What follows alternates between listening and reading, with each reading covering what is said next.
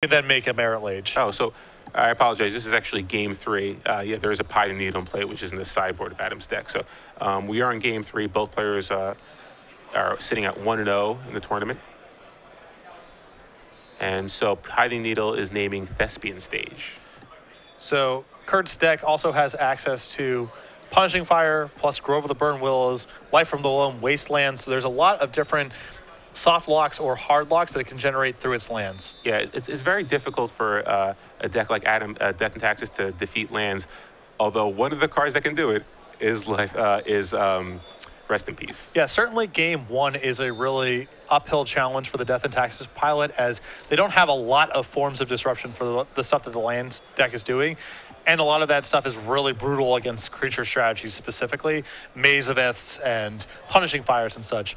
But post-board, when you have access to things like Pithy Needle to shut down some of his action, when you have Rest in Peace to make sure that Loam isn't an issue, you can force the lands pilot to play a much more honest game, and that's something where Death and Taxes has a shot at winning the game. Yeah, so now Adam has access to 5 mana. It looks like he has a Batterskull in his hand. So that's one beefy threat. But there we're going to see a Thalia first. Kurt does have I believe he does have multiple copies of Punishing Fire. He won't be able to rebuy them because of Rest in Peace, but at least he can actually get that Thalia off the board. Yeah, but it's the issue here, of course, it's still long-term difficult to see how Kurt cobbles together his powerful pieces. He may be able to handle threats on a one-on-one basis, but that's a game plan that Adam can win. For Kurt to win the game, he really needs to leverage his resource advantage, and that's much more challenging to do in the face of these disruptive elements that Adam has in the post-board games. Yeah, so it looks like Kurt drew a gamble, which means he could actually try to find an answer in his deck to Rest in Peace. He has Corrosive Grip in his sideboard, so if he boarded that card in, he can take a chance. Obviously, it won't guarantee that he will be able to resolve get the Corrosive Grip because he'll have to discard a card at random after gamble resolves. But that is a way for him to deal with the Corrosive Grip. And once the Rest in Peace, and once the Rest in Peace is off the table, he can actually start going to work. And it's not even clear he would have brought in Crozan Grip for this third game, especially if he didn't see Rest in Peace in the second game, as Crozan Grip is much more likely to be for dedicated counterbalance strategies, which is really hard for a Loam deck to beat once it's up and running. Yeah. But the only thing is you have to expect that Rest in Peace is a card that you would see out of this deck. So I'd be surprised if he'd actually, and plus you still have the artifacts, the equipments to deal with. Absolutely. But yeah, he didn't cast Gamble last turn, so maybe he just doesn't have it. It doesn't have the Corrosive Grip in his deck. Or he's waiting for a bit more of a buffer because he doesn't even have a lot to do with Loam right now. He would have no graveyard. He wouldn't even be able to cast it yet. Mm-hmm. So Kurt needs a lot more setup here before he can start really thinking about Loaming. He does have a Wooded Foothills that he drew for the turn. Now he's facing down a Batterskull. He's got one more Punishing Fire in his hand, so he can deal with the Thalia if he wants to, but he doesn't really have a way to deal with that Batterskull right now. He does have the Maze of It, though. However, it looks like Wasteland is going to take that out. I assume Kurt has some pretty large plan here because he didn't want to take down Thalia with his copy of Punishing Fire, even though he had an opportunity to do it while Adam's Caracas shield was down. So, yeah, and this is definitely going to cost him if he does have that Corrosive Grip because he won't be able to cast it this turn. So he could have actually, oh, he does have them. Okay. So he could have actually found Corrosive Grip and cast it this turn in response.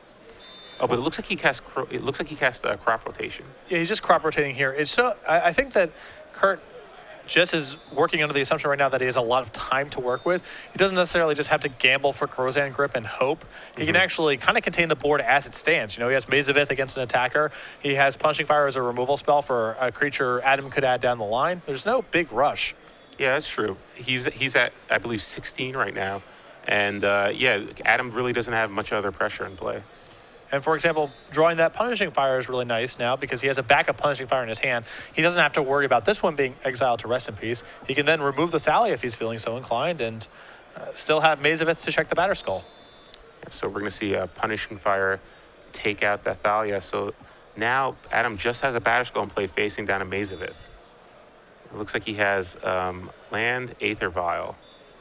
I believe he has no other action really. Yeah, so this is really great pacing here for Kurt. Again, once he draws a Crozan Grip, all hell can break loose. Oh, yeah. And in the meantime, he's got the board more or less contained. Looks like he drew a Tabernacle of the Pendrell Vale.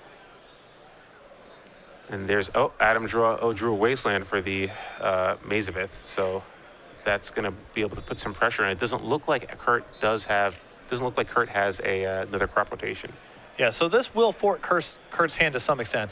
He can still afford to take a draw step and try to find an answer to this Batter Skull, but if no help arrives, he's going to probably have to start figuring something out here. Maybe it's time where he has to start gambling for his Crozan grip. Mm-hmm. Yeah, you figure there's a chance he might have done it in response, so he could have actually killed the Rest in Peace, and then his Mazavith would have gone to the graveyard because Rest in Peace wasn't there anymore. So looks like he's making his move. Yeah, so interesting that he chose to do it on his turn. Maybe he just wanted one more card. Yeah. Well, Gamble's a sorcery. He has to cast on his turn. Yeah. So, but the point remains, he was trying to build up, I believe, a buffer. So he loses his last Punishing Fire in his hand, but at least he's going to be able to resolve Crowson Grip here. He's got that Wooded Foothills in his hand, so he can actually start getting some cards into his graveyard. He's got Tabernacle as well. Puts both into play one off Exploration. He's going to pass the turn back. And now I'm really intrigued to see, does Kurt try to Crozan Grip the Batter Skull and just tread water, or does he break up the Rest in Peace and assume he can power through it with his Loam? Yeah, Kurt is, I believe, is Kurt at 18 or is he lower than that? Taking a shot for 4 here. Yeah, I think if you're Kurt, you have to go after the Rest in Peace. Yeah. Yeah, it's hard to imagine how he wins the game long term. Well, even... Yeah, so Kurt is at 10 now, and now his hand is basically, all right, well, do I go after one Rest in Peace, hope I can deal with it, or do I just go after your Batter Skull now? Now you might just have to go after Batter Skull. Yeah, I don't think this is that draw is obviously a disaster for Kurt here. You can see him thumbing the cards around in his hand.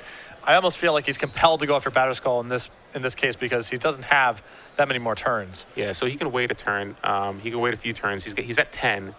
Doesn't look like he drew a second Crowson Grip there. So he just passes the turn back. Yeah, he also has the backdoor hope my opponent forgets the Tabernacle trigger as a way to get out of this Batter Skull, but Adam's on top of it. Yeah, and even still, you could just return the Batter Skull. It's going to be hard for Kurt to come out of this one. It looks like Kurt drops down to 6 now. He's going to try to wait as long as he can before he pulls the trigger on that Crowson Grip. Yeah, because he still has the ability to draw Mazavith as well in all of this. So he doesn't have to answer the Batter Skull only this way. And there it is.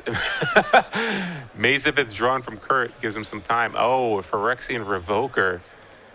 Wow. And he lost that Punishing Fire to the Gamble, so he doesn't have a way to kill the Revoker here. Well, he can still Crozan Grip the Revoker and then Maze the Germ token. Yeah, so he still has that. He still has that, but obviously much tougher situation for him. Because now, so it looks like Mox Diamond was the name for Phyrexian Revoker. And there's a second waste. Oh, so now Rashad Port can actually tap down the Mazavith. So now he's in really good shape here. So Crowson Grip is just going to have to go after the Batter Skull token. Yeah, and you can tell all these artifacts, each one of them, these artifacts and enchantments are just so tough for Kurt. You can see these paws every time they get played because his Crozan Grips are really strained here. He has so many different things he's trying to fight over. The Rest in Pieces and Adam's threats. And he just only has so many of these removal spells. So it looks like he drew a Thespian Stage, but again, that is named under Piloting Needle, so we won't be able to copy anything.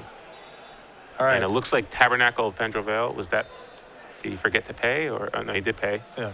And then Cavern of Souls gets played right there. He looks like he has a Burmaz in his hand as well. Burmaz maybe not the best threat here, but it is something. Every creature is helpful here for Adam. So Rashad Port taps down the Mazavith, and Phyrexian Revoker drops Kurt down to 2 now. So the number of outs for Kurt, pretty small here. Firestorm, potentially. I'm not sure if he has it in his deck, though. Yeah, there is nothing to really get him out for this. Of course, they're still, missing the Tabernacle. That's about it. Yeah, the good old missing the trigger. Lance always has that out. Always has the out of Tabernacle. So Kurt draws his card for the turn, and it is just an exploration, and that is it. Adam Happel defeats Kurt Spiess Death and Taxes defeats